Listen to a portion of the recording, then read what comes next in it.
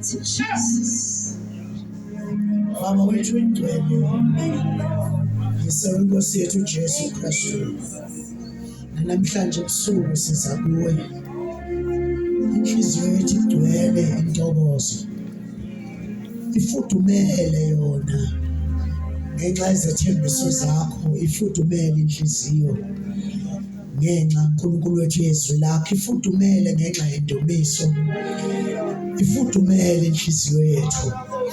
Baba wethu ongcwele, noma siphakamisa izandla, siphakamisa uNkulunkulu wethu amehlo, sibona ubuhle uNkulunkulu wethu ongcwele.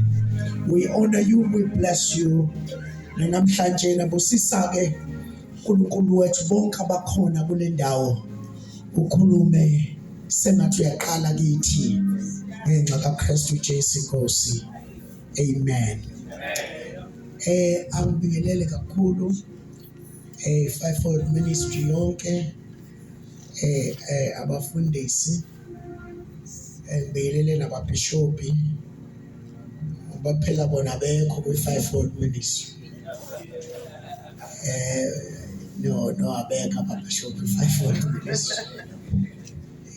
Khona umsindo othi ukushayishayisana, I don't know, ngicela ningilungisele. Ngikusho nje kugcwala umlomo abekho, ngoba bona bakhethiwe. Once you see a bishop bokwazi ukuthi ukhethiwe. Yikho nje ukuthi mawusuzomkhetha ukwazi ukumsusa. Fanele umiyeke ungaze uthi uBishop Emirate. Ngoba once wambeka usakwazi ukumsusa. So siyabonga kakhulu uNkulunkulu ngabo. Sibingelele ingcebo nezingcekazi kaNkulunkulu zonke.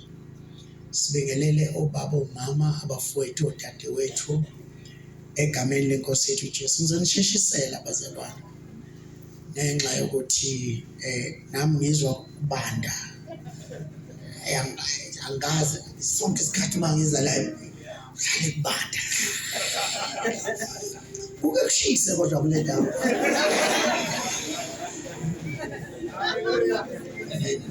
Likhona ihlobo. Kushise baba. Hayi. Yathi noma ethi inkosi ingibizela ngapha ngabaleka. Ngoba ngacishe ngafela lapha e7 amakhaza nomunye unyaka. Abaleka ngabheke basivule incwadi yokuqala yesibili yabaseKorinte. Sigxile nje kukho ukubuya kwenkosi uJesu. Singa lokhu sishona lena nalena. Uthinta izinto ezimbalwa abazalwane bese ngiyanidedela nibaleke. Sibingelele nakumama umthwalo walomphongolo.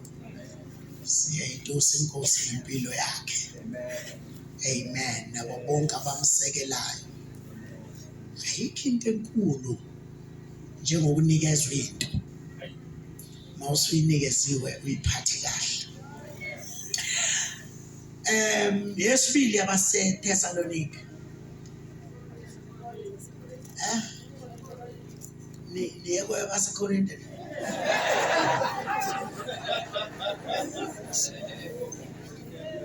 Niyakwazi ukuduka kamoya. Abantu baduke ngomoya. Amen. Amen. Amen. Ukudideka. Yabona ukuthi ukudukisa abantu into encane kanjani.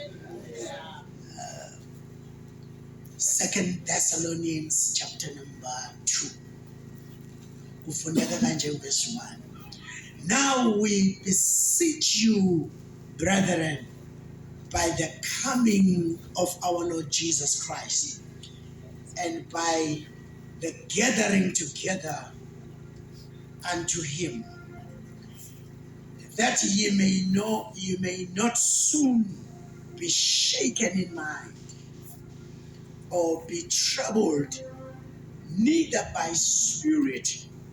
Mhlambe nje underline leliya gama elithi by the spirit, ukwazi ukubhala amanothi inyanga eduzane kweBhayibheli lakho, you can write by prophecy. Nesekhona bazalwane, wakhona iprofeti ebhedayo kulesi sikhathi esiphila kuso. Hayi, engazathi u-99% weprofethi ziyabheda. That ye may not soon be shaken in mind or be troubled, neither by the spirit or by prophecy, nor by word, nor by letter, as from us, as that the day of the Lord is.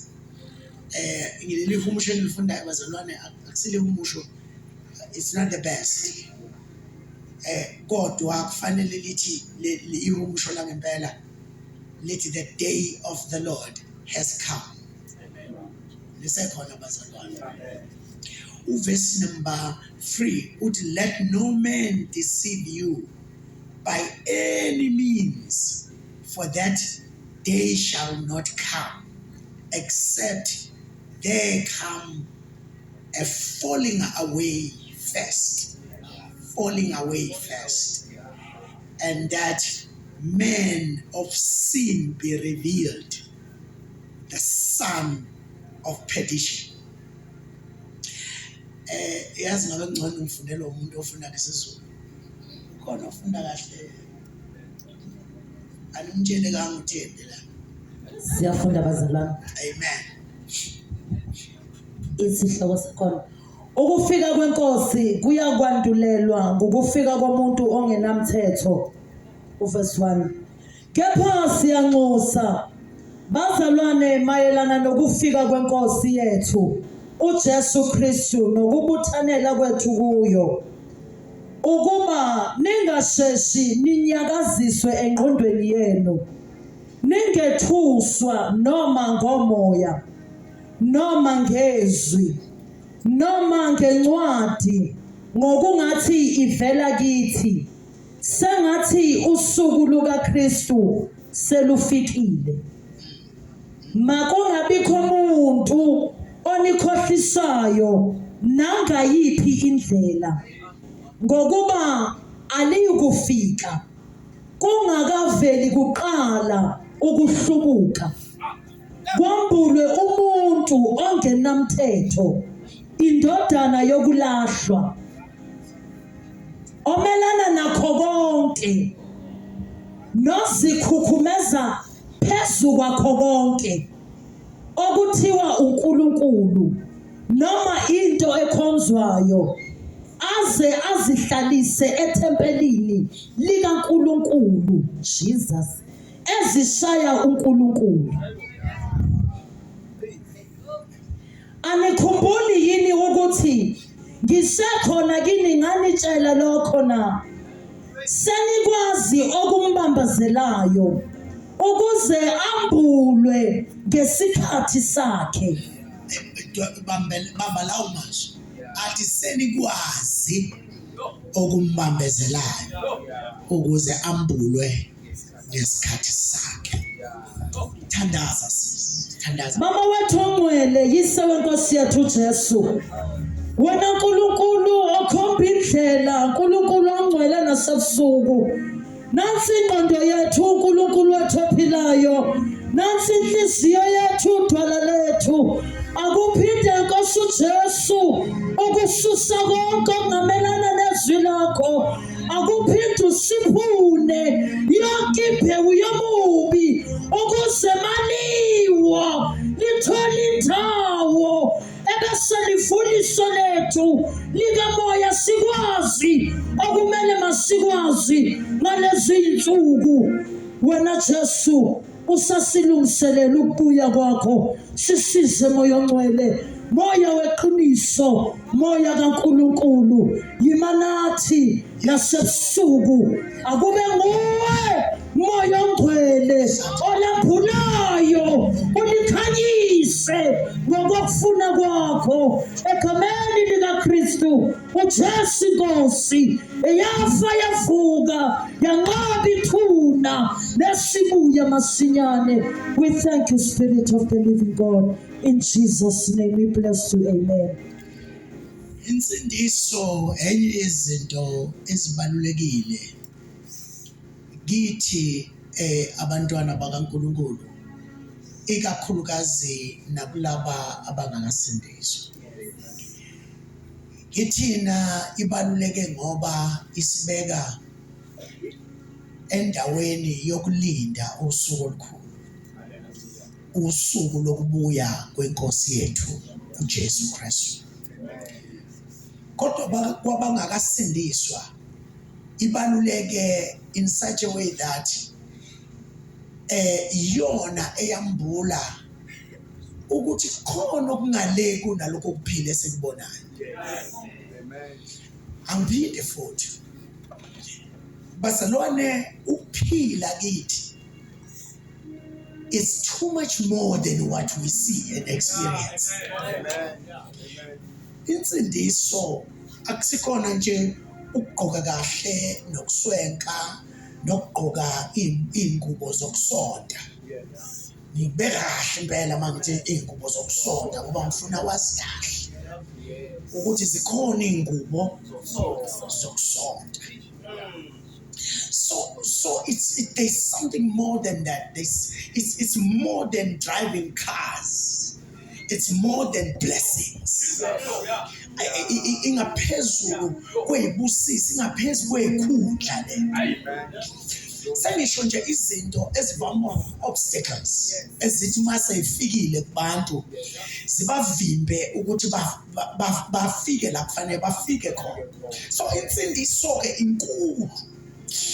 Uthi ohlabelelayo insindiso is so rich, so big. Insindiso. So it's very, very important ukuthi wonke umuntu njengoba ngikhuluma la akube umzalwane noma kube umuntu ofinyelele ensindisweni. Ngoba uma ungafinyelelanga ensindisweni lento le izodlula phezulu ekhanda lakho. You will never understand this. Ngoba uma sesifike ekubuyeni kwenkosi yethu uJesu Kristu sesikhuluma izimfihlakalo. Kodwa angizukujula namhlanje ngezinto esiphila kuzo nesiphila nazo neziwubufakazi bokuthi usuku lusekhoneni. Oh yes, angizungena kuzo zonke lezo zinto ukuthi ngendlela eseluseduze ngayo bazalwane sekufana nokuphefumula. Ukuthi uma uphefumula udonsa ufaka ngaphakathi umoya kungenzeka uthi ungakawukhiphi libe selikhalile icilo. uJesu ke usebenzisa leli gama uma ekhuluma ngokubuya kaJesu, usebenzisa leli gama elithi masinyane. Ngokuba ngiyabuya masinyane. Lelo gama lelo bazalwane angazi ukuthi singalichaza silithini. Uma sithi nje soon noma igama elingena phansi kwesikhathi, noma igama elingena phansi kwesenzo ukuthi under isikhathi. All right. So now it's very, very important ukuthi sazi ukuthi uJesu ubuya nini bazalwane masinyane. La ke mhlambe before ngize la ngoba namhlanje nengazathi ikhanda lami liyavutha. Ngizoyikhuluma lento ngemphezu kwekhanda lika Sathane. Now indaba yokubuya kaJesu ibaluleke ngoba ikhulunywe uJesu. And uma ikhuluma lapha encwadini kaJohane isahluko 14 uthi inhliziyo yenu mayingakhathazeki kodwa kholwani. Nesekhona bazalwane, inhliziyo yenu mayingabi njani, mayingakhathazeki kodwa yenzani njani, kholwani. Uthi nikholwe yimi mina Jesu, nikholwe nawo Baba. Abesethi nikholwe nayilento ukuthi ekhaya lika Baba kunezindlu izindlu eziningi. So akakhulumi lapha ngothuru. Uma ekukhulunywa kwelesingisi kukhulunywa there are many mentions. Uthi ke nakalokhu ngisaya khona. Uma uyilandelisa kahle ngokwesigreek uthi nakalokhu ngisaya khona ukuyoqhubeka nokunilungisela ukuze lapho ngikhona nani nibe kuphi bazalwane nibe khona. Agcizelele ngamakhulu amagama ukuthi ngobuya ngizolanda. Uyabona sumlobokazi olotsholiwe olokhe ebukirini athi uthe uyobuya azongilanda. So it's very important bazalwane ngicela ningilalela hamba nami. Ikhulunywe uJesu wayeseyikhuluma ngama-parables awu-2. Iparable yokuqala uyithola laphaya encwadini kaMatthew chapter 25. Uma enza nje iparable yakhe ngokubuya kwakhe. Uthi ngokuba umbuso wezulu uyakufaniswa. Uzobona ukuthi iparable le ngoba uyafanisa. Kukhona izinto angazifanisanga athe zinje. Bese kuba khona izinto azifanisile. So uMatthew 25 akusiyona into eyake yenzeka. Isifaniso uJesu efanisa indlela azobuya ngayo. Ukhona kodwa amen. Hallelujah. Engathi uhambe namakhaya. But you know bazalwane uma ngiyazi ukuthi mhlambe ngintidile kancane uthi khona okunye ungezona izifaniso. Yabona njengakuLuke chapter number 16. Laphana ethi kwakukhona owayexebile nowayempofu. Lapho ke akafanisi uthi waye babe khona. In other words, wathi mayikhuluma abantu abazi history bavumelana ukuthi iqiniso akhona oyedwa owamphikisana ngoba wayikhuluma ngento eyenzeka. La kuMatthew 25 ukhuluma ngesifaniso. Ufanisa okuzokwenzeka ngalento ayikhulumayo. Umefanisa uthi umbuso wezulu uyofaniswa nentombi ezilishumi ezathatha ibani zazo zahamba ukuyolinda abani umyeni. Amanye amagama kuyalindwa la. Ngalesi sikhathi eyixoxa wayeveza ukuthi kuzoba khona isikhathi sani akhulumani bazalwane. Kuzoba khona isikhathi sani sokulinda. Uthi ke ngesikhathi besalindile abanye babelinde babiza ngephukuphuku nezihlakaniphi. Uthi abahlakaniphile babephethe izibani zinamafutha. Uthi iphukuphuku zaziphethe izibani zinamafutha. Uthi zalinda zaze zozela zalala. Kuyacaca ukuthi sisalindile kukhona abazobe belokhu beqhubeka belala. Singacabanga ukuthi uma kukhona olalayo kusho ukuthi ukulinda sekuphelile. Olalayo siyambeka endaweni yakhe yokulinda. Thina esilinde siphila siqhubeke senze njani bazalwane silinde. Kusho ukuthi kuzoba khona abazalokhu bazalwane beqhubeka belala kodwa ningakuyeki ukulinda. Jesus. Uyazi ukuthi ni suspicious kanjani bazalwane indlela ensuspicious ukuthi angiphume ngibaleka. Na uthi ke zase zozela senze njani bazalwane? Ezinye zozela phezu kwezibani ezinamafutha. Ezinye zozela phezu kwezibani ezingenamafutha. Ngoba noma sekulalwa kuyacaca ukuthi ulale amafutha nesibane kukhona na. le ndaba ilungiswa ngale kwethuna bantwana benkosi, ilungiswa khona la.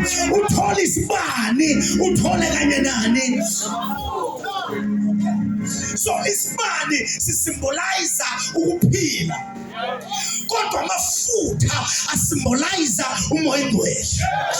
Amanye amagama khona abase bayolala bengamazi umoya ingcwele empilweni yabo.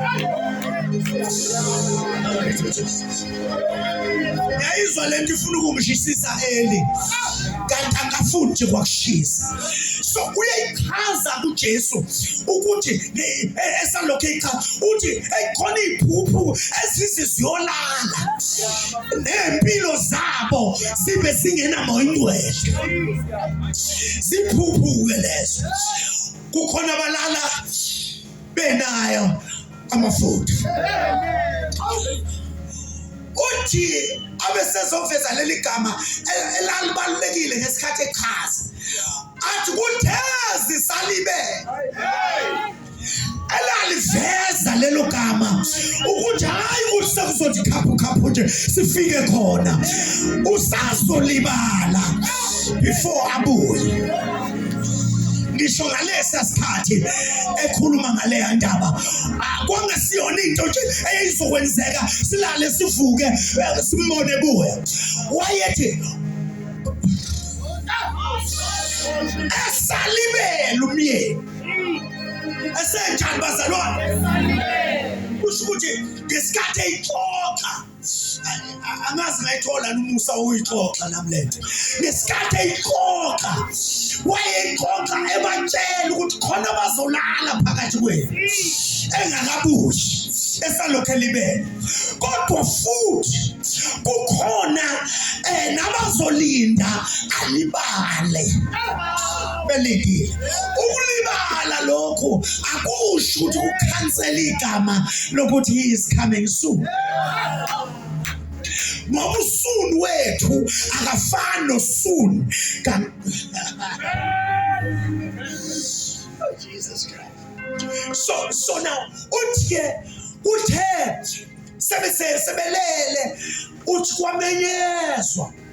Hayi uyaveza ukuthi kanti mayisebuya uzoza ngokumemeza. Uyikhuluma kahle umlobi wencweku wencwadi yabaseThesalonika bokuqala uchapter number 4. Uma uyiqala kuverse lithi iBhayibheli uzokhala icilo ngephimbo lengelosi enkulu. Bese lithi iBhayibheli bonke abalale bekuKristu, abalale kukhona amafutha bavuke kuqala zisale iphuphu.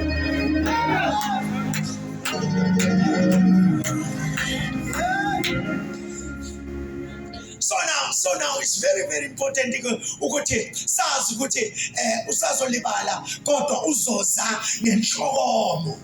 Umesesa uzoza ngani bazalwane? Ngenhlokomo. So now lithi iBhayibheli umesevuka abalale ibani igcwele amafutha bakhanyisa bangena naye emshadweni. Abalale ibani zingenawo amafutha basale bethi Nkosi sicela nisiphe kwawenu. Into ehlukanisa abakholwayo abasindisiweyo nabakholwayo abangasindiswanga amafutha.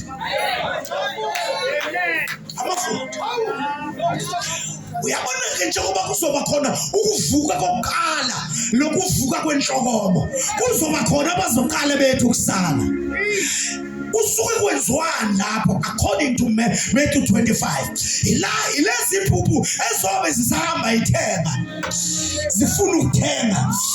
Laba abanawo amafutha bovuka bahlala bezinkosi. Laba nisho laba nisho laba abangena amafutha bayosala befuna ukuthenga bethi sicela usichathazele. Kusho ukuthi hey bacela ngesikhathi esirong.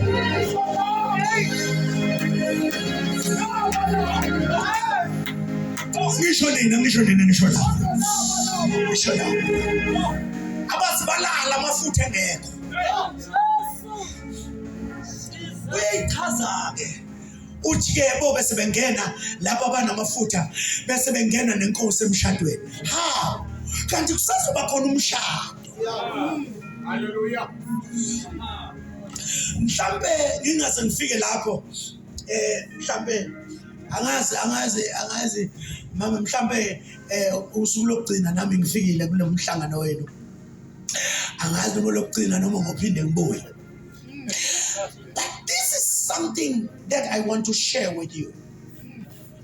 Ukuthi ngesikhathi bazalwane uJesu lokho echaza lento iveza ukuthi kuyongenwa emshadweni. uDaniel uyikhuluma ngo 70 weeks. 70 weeks. Kodwa kuzobe ku7 years. Kulo 7 years, u3.5 years. Uzobe uhlanganise ukuvuswa nokunyuka nokuhlangana noJesu lapha emkhathini. Kanye nokwehlulelwa kwabazalwane.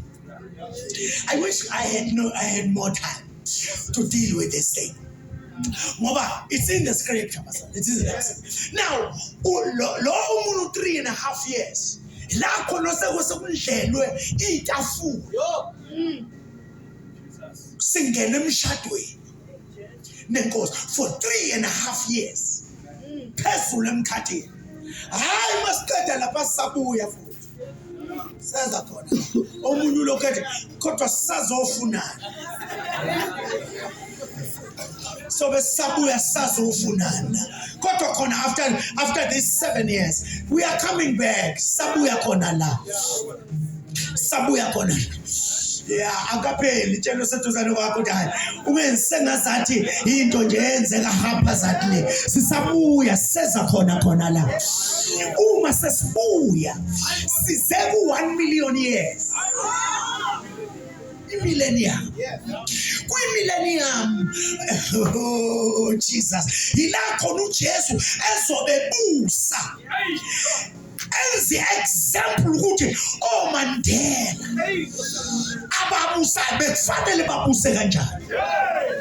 Nabo bonke laba ababusayo oPutin nobani uyena ezobenza ukuthi hayibo akuhliwe imali zabantu.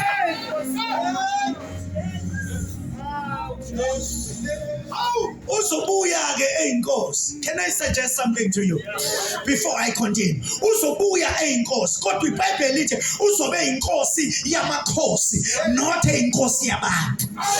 And makhulwa ukuthi uyinkosi yamakhosi kuzobe ngakhulunywa ngawo amakhosi omhlaba. Obayede laba abagcweleyo kube ngakhulunywa ngabo. Uzobe eyinkosi yamakhosi because iBhayibheli lithi thina siluhlanga olukhethiweyo ubupristi bobukhosi.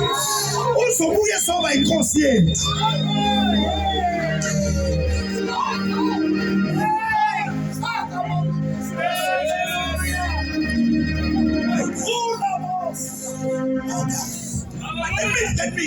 Let me come back.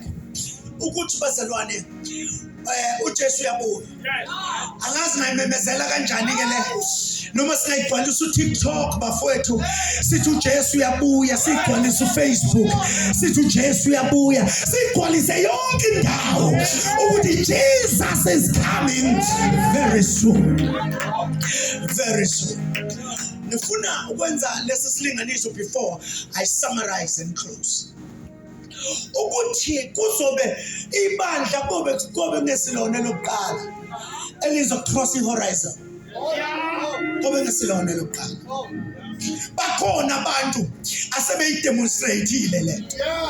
Hallelujah. Nesekhona bazalwane. You see mawuzufunda incwadi kaGenesis, the first book in the Bible, chapter number 5. lithi uma ufunda uverse number 24 uqala kahle kuverse number 22 ukuthi ulokhuza uEnoch wahamba noNkulunkulu bese lithi wazala oMethusela wazala obani wazala obani. Ufika kuverse number 24 lithi iBhayibheli uEnoch wahamba noNkulunkulu esena 730 something years wahamba noNkulunkulu waze wabonakala engasekho. Umusho enu athi ngokuba uNkulunkulu wamthaba.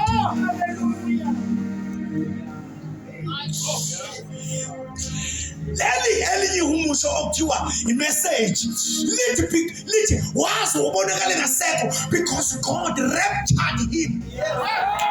The first rapture in Genesis chapter 5 verse number 24 uhlwitho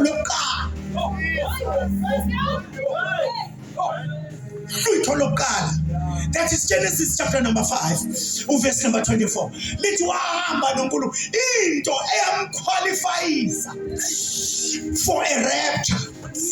Uhamba nje noNkulunkulu adlunyawo noJesu izinto iphenduka ikhadi iphenduka abantu bephenduka yena vela hambe nje noJesu. Umuhamba noJesu you are qualifying yourself for a rapture.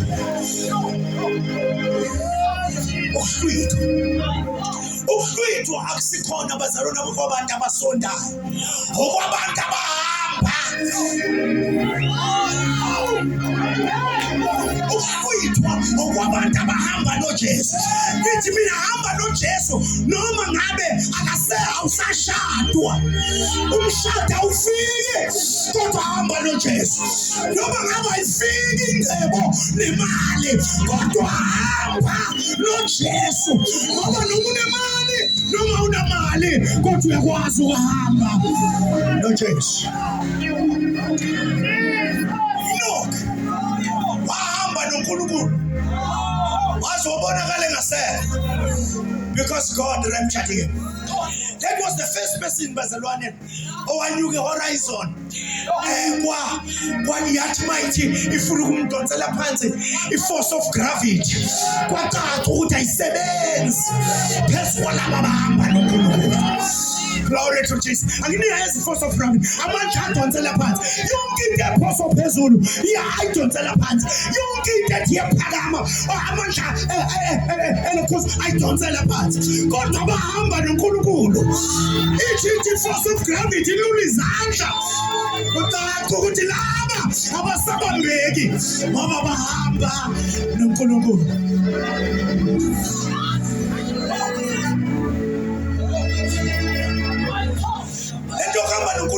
Is very very important ikakhulukazi kulesi sikhathi la sekuthakatha ngisho abafundisi.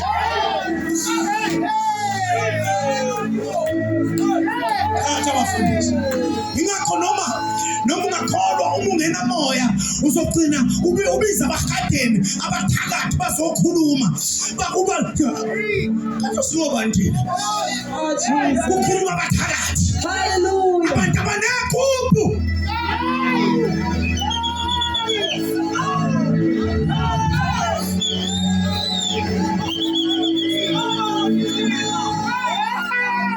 bashumela ngekhuphu bantwana benkosi.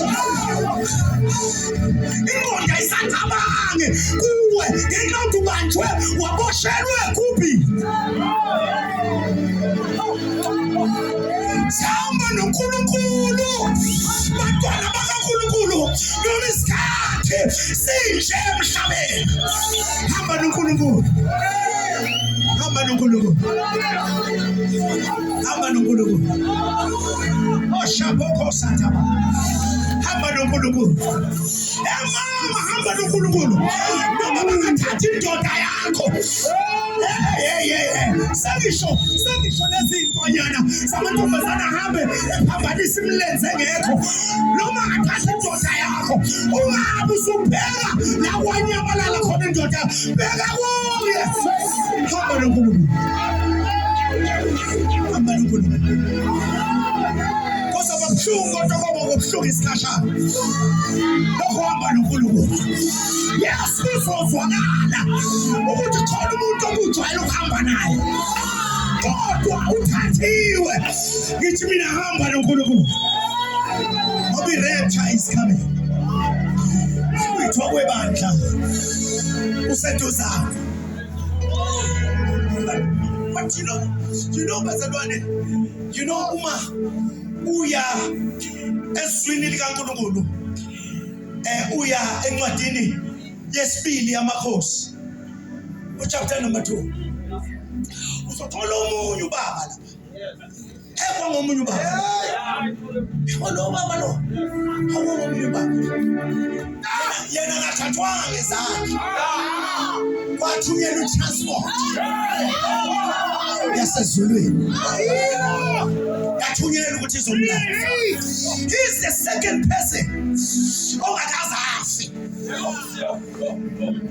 Kukhona izinto ezimbalwa nakuye esimenza qualify for i-rapture. Number 1, that guy akabanga nandaba wabhekana nombuso kaSathane emehlweni. La khona abaprofeti bebulawa. uNkulunkulu wayothandaza. Wathi Nkosi ngicela uvale izulu lakho. Uzuvale namazolo. Wademonstrate amandla omthandazo. Kuthi angithi thandaza. Hlala emthandazweni. Ngoba lento yokuhlala emthandazweni yenza ukwazi ukulegislate. You legislate, you declare, you decree.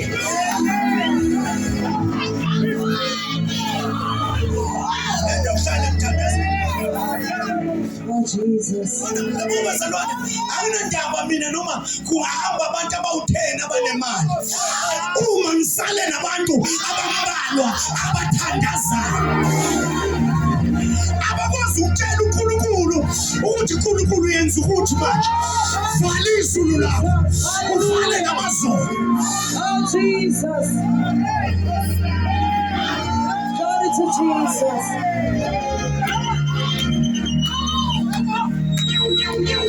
Oh Jesus. Hallelujah. Hallelujah. Kodwa lo baba lo ubhekana namadimoni sekuthiwa ayabulala. Ubhekana namasonja kaSathane sekuthiwa ayabulala. Kodwa wena ubhekana nawo. Wathi Nkosi ngicela uvale izulu. Vale namazolo.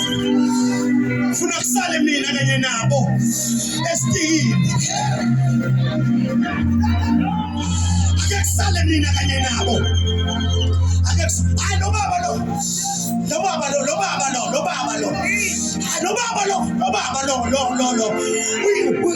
U-Eliya. Lo baba lo. Lithi iBhayibheli uNkulunkulu wamuzwa. Walivala izulu. Because abantu abathandaza, they can dictate to God.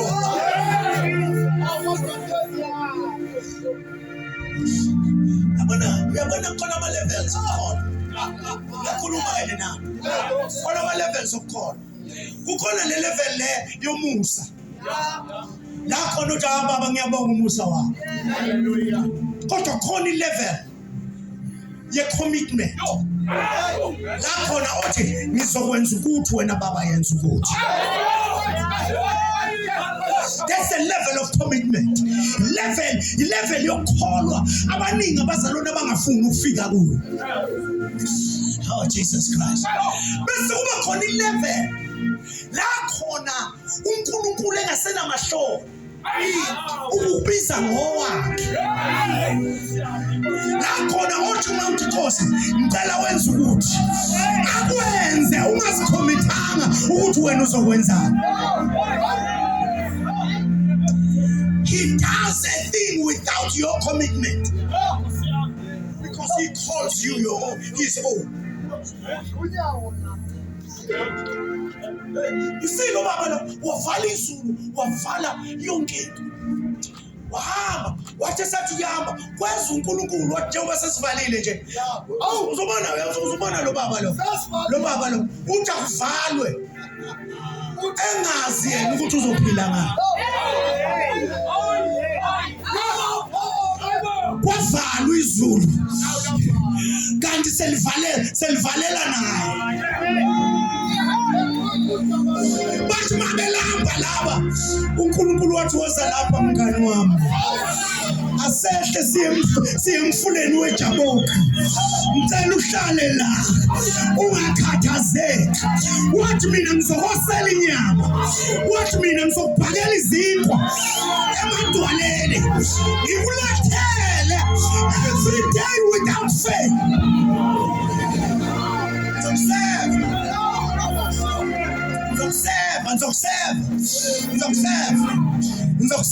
ngizokuseva waseva uNkulunkulu wafaka amaphilifa wafaka amaphilifa uNkulunkulu wayengaseqali wakho waseva uIsrael ephuma eGibhithe usuku nosuku wathi uNkulunkulu ngicela nishiye itofu nishiye eGibhithe itofu ngicela nishiye amagrosa eGibhithe ngicela ukuhamba nani ngoba nina ningabami wathi ngizonivezela futhi ukuthi ningabami ngempela bathi babephuma emngceleni bephuma ngoba khona izinto ongeke uzibone until you come out.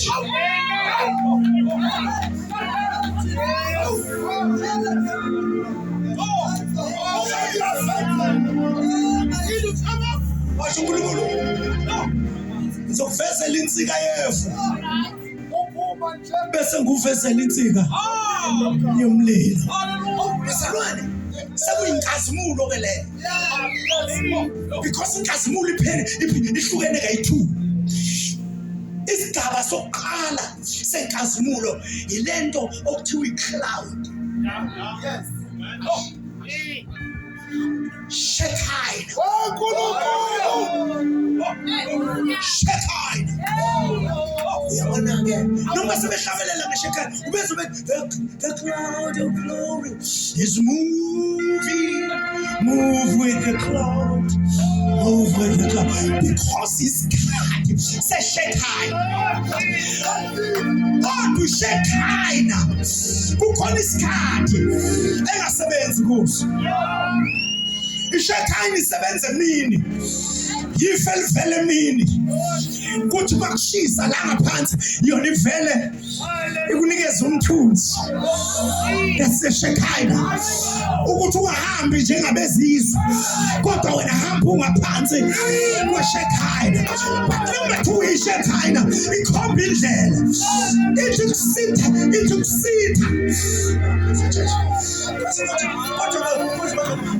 ngikona ngemikhono yakhe ngiyathokoziswa amazwi yakhe ngiyalondwa nobuqhawe bakhe esandleni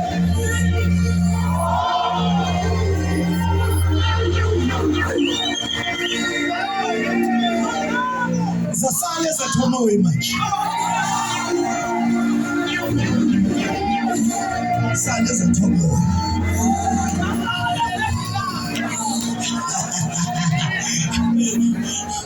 owoza sigilane ezathomowe sigide ibheke khona ezulwini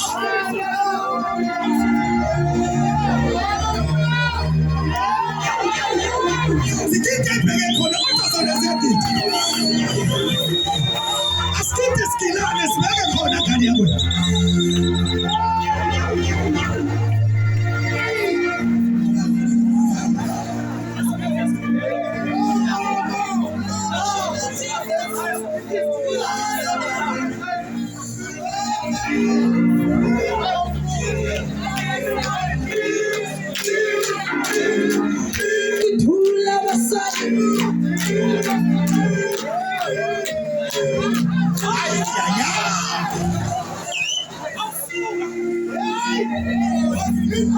Ekade sikhona kule nkonzo kade sikhona la kaMsindisi.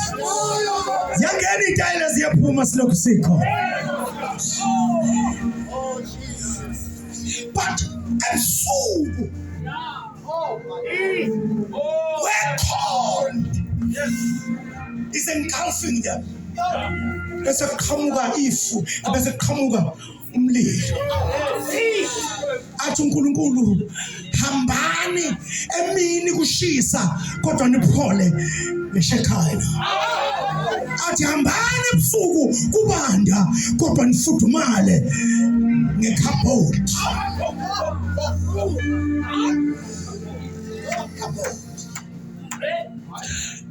Now, let me finish this. Let me finish this. You see, basalwane ke lo baba lo uvale izulu lase lavaleka nakuye. That is where now kuzovela ohamba noNkulunkulu. Ngoba uNkulunkulu uzobe emuphukudla.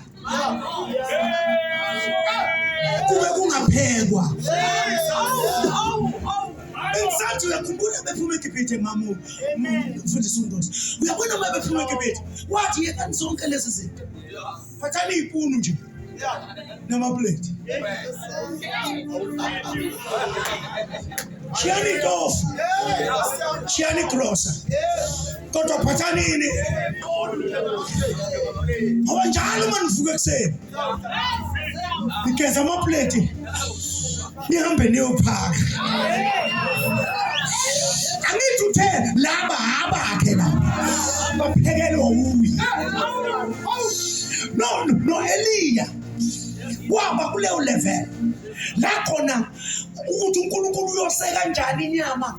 Futhi uNkulunkulu ngendlela asebenza ngayo ethi noma eseyosile lenyama ayinikeze igwaba. Inyoni ethanda inyama. Abesethathi appetite. Igwaba balisale nenyama lingasenayo appetite. Ukuzelise la uNkulunkulu athi ayiye khona. Kodwa ngashumayele ngazathi ngiyashumayela. Eba.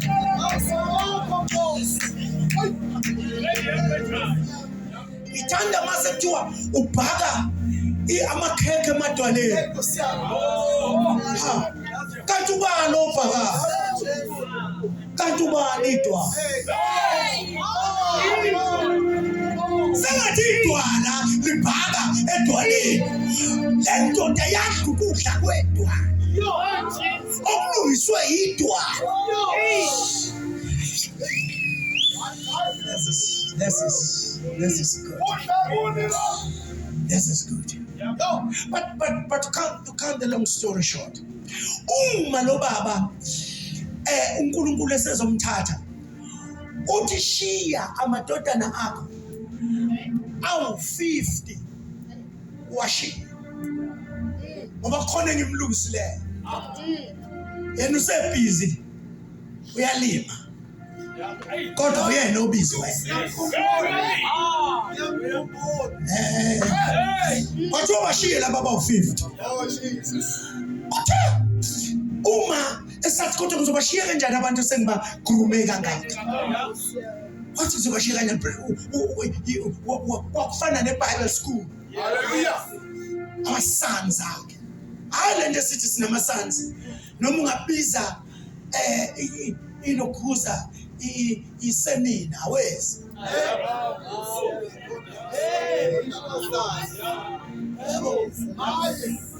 And ama-sons othola ukuthi abafune thobo lokuwe. Bafune association. Association. Hayi ngeke ngihamba noBaba uZikhali ngathi ubaba baba. Yazi ukuthi lo baba loyana uma nje abantu beke bezwe igama lakhe. Ha. Hallelujah. Elami igama lisindisa. Elami igama likhuluma. Aliphilisa. Aliphakamisa umuntu. Aliwisa umuntu.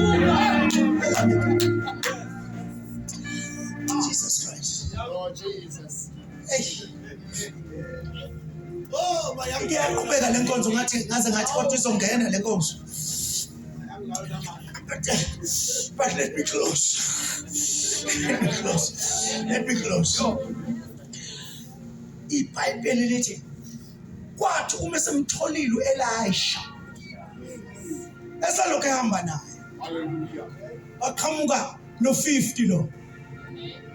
Wathi uyazi nje kodwa ukuthi lo baba lo uzohlwithwa kuwe namhlanje. Basebenzisa the right name. Uzohlwithwa kuwe namhlanje. Wathi ngiyazi but shut up. Bakhona abanye abantu that you need to give them to tell them to shut up. Shut up. Shut up. Angazi bangaki ba shut up is. Swela ngo1980 ngisindizwe. Till namhlanje. Hallelujah. Until today. It's over 40 years. Lokhu ngisindisiwe. So lokhu ngasindiswa kwakuthiwa masinyane. Namhlanje kusathiwa masinyane. Kodwa nikhona masinyane. Hallelujah. Let me close like this. This guy watching us shut up. Wadlula waye ngaseJordan wafika u50,000. What we ask now watching us shut up. Let your Bible lo baba waseyikhipha lendwangu. Wathi ubani onendwangu enhle? Eclean efakwe nama perfume. Yeah. Umpriest wakuthi uma uneperfume says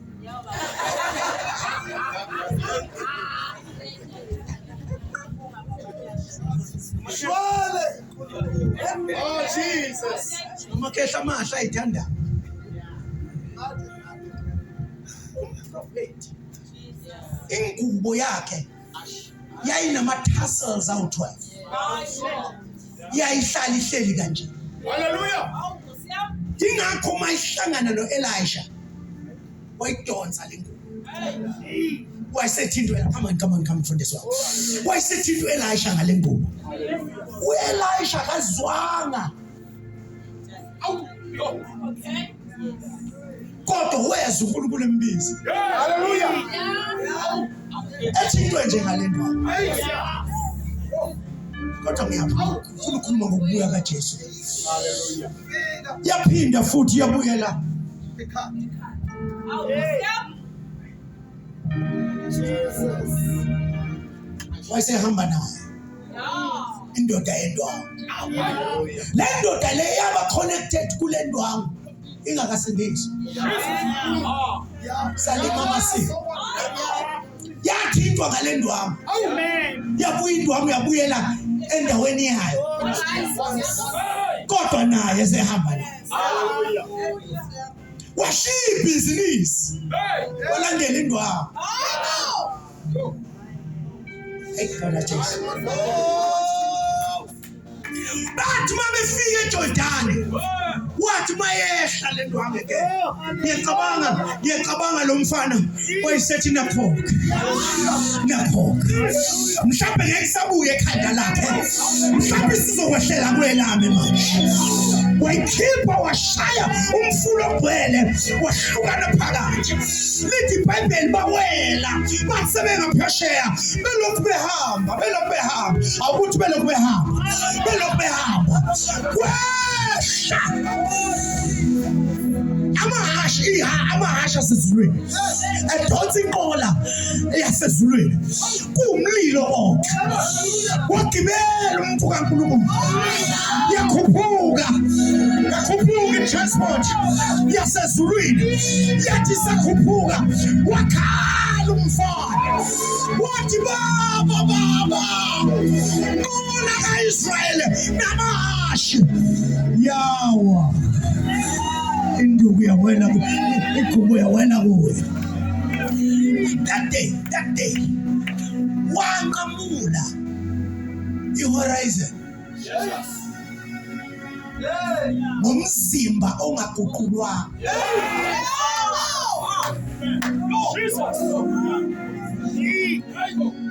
uNkulunkulu edemonstrate ukuthi uma sesihlwithwa asizohlwithwa ngaphandle komzimba. Nalabo imizimba yabo eseyibolile emathuneni bayophuma bese begqokisa imizimba emisha ngoba i-rapture into yomzimba. Musungitshela ukuthi ungenza noma yini emzimbeni wakho. I-rapture ihlangene nani bazalwane?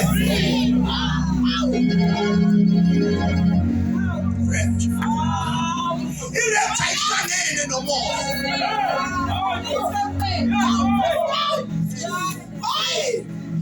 I-rapture ayihlangene nani bazalwane? Kodwa i-rapture ihlangene nani? Ingakho uma bevuswa bayophiwa imizimba emisha because abahlwitheki. Umzimba ungekho uphatha kahle lo mzimba. Ambuneka